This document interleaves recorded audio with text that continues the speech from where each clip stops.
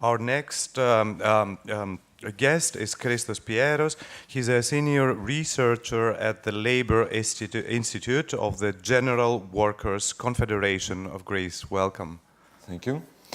Well, I'm going to talk about labor in a new age of uncertainty. I've borrowed the title of a presentation from the work of John Kenneth Galbraith, who was talking, The Age of Uncertainty, who was talking about a paradigm change taking place in the late 70s and early 80s and the rise of neoliberalism. It seems that we're experiencing some sort of paradigm change. Not so sure. I don't know. The main difference between then and now is that then there was a clear plan. We totally expected what's about to come. Well, this is not the case right now. So where does labor fit in this new environment? Labor is perceived as a fictitious commodity, which means that it is treated as a commodity even though it has not been produced. And every indication points out the fact that it still is going to be perceived as such. Meanwhile, we have economic and political uncertainty, and uncertainty is going to be a key concept in my presentation. So why do we have this uncertainty, and how labor is affected by that? So in order to see things as clear as possible, let's follow this continuous process that has taken us to this point and which will define the possible outcomes.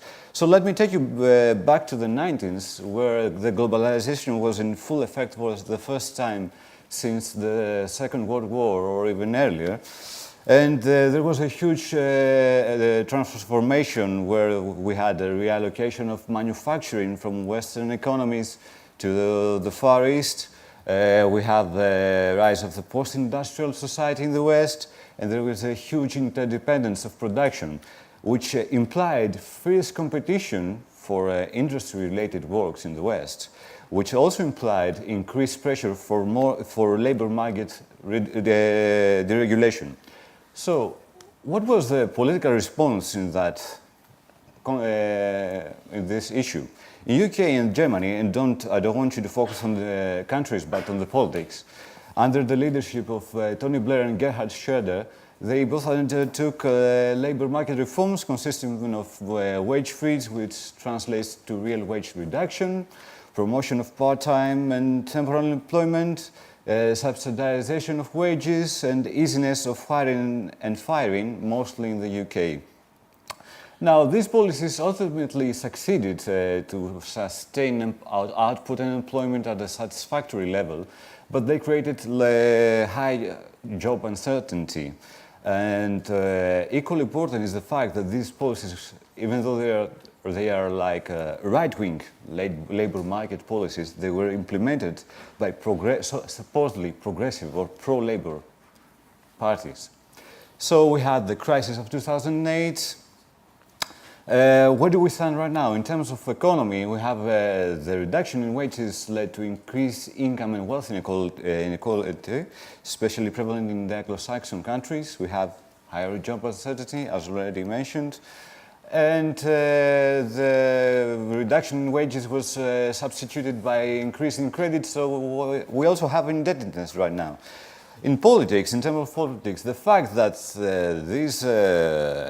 the labor market deregulation was implemented by progressive parties, and the fact that they didn't even care about income distribution until 2008 narrowed down the difference of the difference between progressive parties and conservative parties were actually related to post-materialism. So what happened actually is that the progressive parties abandoned their core narrative, and this clearly explains their failure to win elections right now. Also, there was a failure to establish the way of doing things before, as they were before 2007. So there was a failure of the political system to replicate itself. So these two facts created a reactionary sentiment, an anti-globalization sentiment, which was exploited mostly by nationalistic movements, and I don't think the word movement is really appropriate. But anyways, so what are the challenges ahead? We have, as I said, political uncertainty. These neoconservative guys, they are talking about protectionism. Do they really mean? Are they really going for it, or is it empty talks? And what's in it for labor? How is it going to be affected? So far, we don't have a clear view about that. What we have a clear view about that is a structural change that is taking place right now, and some people refer to it as the fourth industrial revolution. It's the rise of the digital economy, and let's see how this affects labor. Well, on the bright side, we have new ideas, new concepts, new products, new jobs created, so we have creation. But this bears some changes, and the changes are not only in terms of work, but in organization. There's a vertical change. The whole structure of the corporation is likely to be affected. So we need a new form of management, for instance. On the dark side, we have a destruction of jobs. We don't have clear estimates yet, but most studies refer to a mass loss of jobs. And we have a shift of jobs from country to country, since workers backed up with expensive social security systems are going to face fierce competition by workers backed up by poor or no social security systems. So at the end, we're gonna end up in a polarized economy where there are going to be few well-paid jobs and lots of low-paid jobs. So, and also there's going to be another attack on the social security system. So, can we deal with even more uncertainty right now? Well, a sensible thing would be to regulate the digital economy. Why? Because we want to make a smooth transition to the new state of doing things, and we want to direct it to point it to the direction we want. We want to make our lives better, not worse. So, how do we do that? Well, we need to. The regulation is problematic when it's conceptualized a priori, because we're not exactly sure what we're dealing with. Well, some people talk about the taxation of robots, of robotization, but do we really want to punish the change in the production process? Other people talk about the global minimum wage, which is a fine idea, but I don't see how we could implement it on an international scale. Well, our view as a labor institute in Athens is the answer to all that could be a job guarantee program. What is a job guarantee program? Well, the public sector is not allowed to intervene in the private sector, but there are no constraints regarding the social and the creative economy. So, whenever the private sector fails to address the issue of unemployment, which is quite often the case, the public sector steps in and creates jobs in the social economy. So the aim is to have practically zero unemployment. So what are the implications of this thing? First of all, it removes job uncertainty. Well, you can imagine a world where you could, no matter what happened, you would always have a job. You would always be useful to society. It also safeguards activities not directly related to materialistic production or services, an example, arts. And this is not a new idea. It's based on the work of William Beveridge in the 1940s, Abba Lerner also in the 1940s, and Hyman Minsky in the 1960s. And it has been heavily criticized both by left and right. The leftists claim that it promotes the interests of the corporations, and the rightists exactly the opposite. Well, oddly, they're both correct, but they both fail to capture the greater idea. That is, the concept of the job guarantee program is founded on the right to work.